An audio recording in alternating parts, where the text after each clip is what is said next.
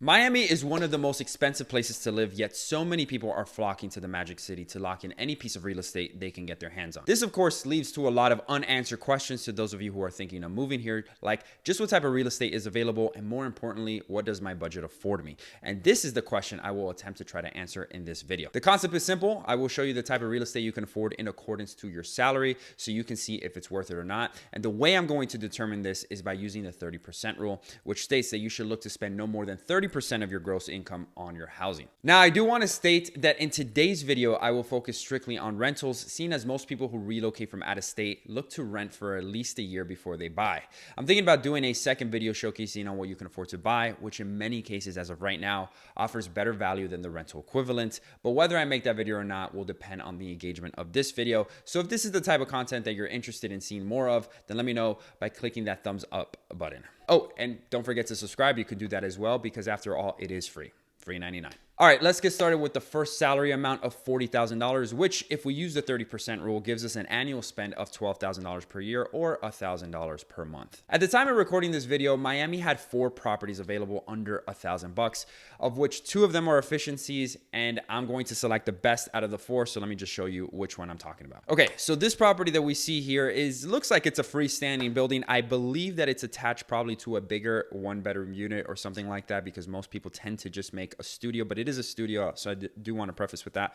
But it's listed for $985, so just under the $1,000 mark that we're trying to meet. And this is the best option that I was able to find for under $1,000, which is kind of incredible because, as you know from other states, $1,000 goes a long way in different states, but definitely not in Miami. So it's a studio nonetheless. I definitely think that for what it is and from what the other options I have seen and knowing the market, it's actually, believe it or not that bad. So you have your kitchenette here. I wouldn't even say it's a full functioning kitchen because it doesn't have a stovetop. It probably has a hot plate that you can add. But yeah, it's very simple, a small fridge, microwave, and just a sink. But that's pretty much all that it gives you. Like I mentioned, it is a studio, so the space is probably limited. I didn't see the square footage, but it's probably no more than 400 to 500 square feet. Here's your bathroom, single sink vanity. You know, the shower is actually relatively nice for it being a studio of this price. Again, looking at other properties, they're not the best in terms of a rehab or renovation. So the fact that this one has a washer and dryer on the outside, has some sort of renovation with the shower, and, it doesn't have a central AC. It does have a split unit. But the point is that for $985, this is the best property, or similar to this is probably the best that you're going to find. Okay, moving on, we get to the next salary amount of $75,000, which breaks down to $22,500 in annual spend, or $1,875 per month. It is around this price point where you start to see more options, definitely a lot more than the $1,000 that we were just looking at, because mostly 1 or 2 bedrooms is what we're going to find at this $1,875 price point, with a few 2 bedrooms sprinkled in. But at this price point, we start to approach the average price for a 1 bedroom in Miami. So expect to see a lot more options. But the one that I picked is, in this example, the best option that I was able to find. And it's a 1 bedroom located in Coral Gables, which is a phenomenal area here in Miami. Very central, very suburbia, and very family situated. And best of all, it's walking distance to Miracle Mile, which essentially is the main strip where you'll find most of the restaurants, shops, bars, and office space, etc. So it's a great location in a very family-centered suburban area, but still close to the beach, Brickell, downtown, a lot of other places of interest, and all for this at just $1,850 per month. So let's check it out. So like I mentioned, this one is $1,850 per month. There are other options that were similar to this in terms of price point, but the reason why I selected this was not only because it's in the Gables, which is primarily the main reason, but it's also in a building. A lot of other units were kind of in a multifamily garden style option. So this one does have a lobby attendant front desk. It does have some amenities. It does have covered parking. So I was able to select this option, which I deem to be the best one for that $1,875 price point. And it is $1,850. So it's just under that price point that we're looking for. And as I mentioned before, you have your lobby here, which is front desk attended. You have your elevator area. And now we get into the units. So stainless steel appliances, granite countertops, pretty good for $1,850. Like I mentioned, this area or this price point is when we start to approach the average price point for a 1 bedroom in Miami. 2 years ago, there was a plethora of properties within that $1,800 and $1,900 mark, very similar to this, and in many cases even better. But now those prices or those properties are approaching $2,021, in some cases $2,300 per month. So the market has increased pretty significantly. But nonetheless, this property, the living room, the pictures were taken at night, it seems like, so it doesn't look like it gets a lot of natural daylight, but I do know this building pretty well, and the way it faces and its exposure should give it a lot more natural daylight. It's unfortunate that it looks so dark in these pictures, but as you can see, bathroom is nice, the flooring is nice. You know, you definitely get a good amount of value for the 1850.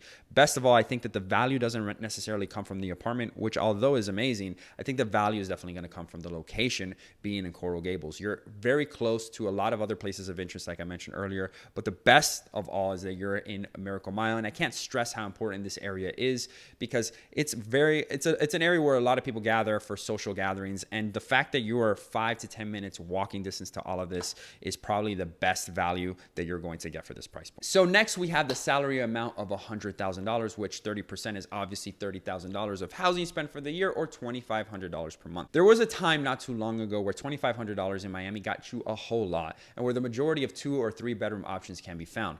But as of late, $2,500 has been a good budget, to say the least. It went from a great budget to a good budget. But I've noticed that a lot of those great value properties that I was able to used to find for my clients at this price point are no longer in reach. So the good options are still out there, but they're very limited, in my opinion, for that $2,500 budget. But let's see what we can find. So for this price point, I picked a property in Edgewater, since the majority of the real estate that I deal with is within the Edgewater and surrounding neighborhoods. However, it is a 1 bedroom, and I do want to preface that because there are plenty of other 2 and 3 bedroom options in other areas of Miami. So take this example I'm about to show you with a grain of salt, because if you're looking for more space and you don't really care about being by the water, then these other options do exist. Okay, so let's check this one out so you see what I'm talking about. Like I mentioned, it's in Edgewater, and right off the gate, you can see that the first picture does have an amazing view of the water, and this is primarily the reason why I picked this option. There are other areas, or rather other properties in Edgewater and surrounding neighborhoods that gave you probably a little bit more space, but the fact that this one had a water view really caught my attention, because for $2,500, it's kind of rare to see that nowadays.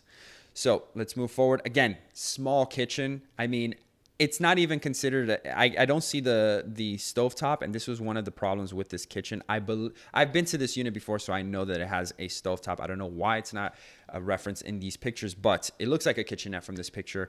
Either way, it's a small kitchen, but one of those things that you have to just take into consideration based on your location that you're in. But for the most part, it's a pretty clean setup. As you can see, wood floor, a lot of sunlight exposure, which is great, and you do have a balcony, so it just floods the room or the living room with a lot of natural light, which is again one of the main reasons why I selected this option.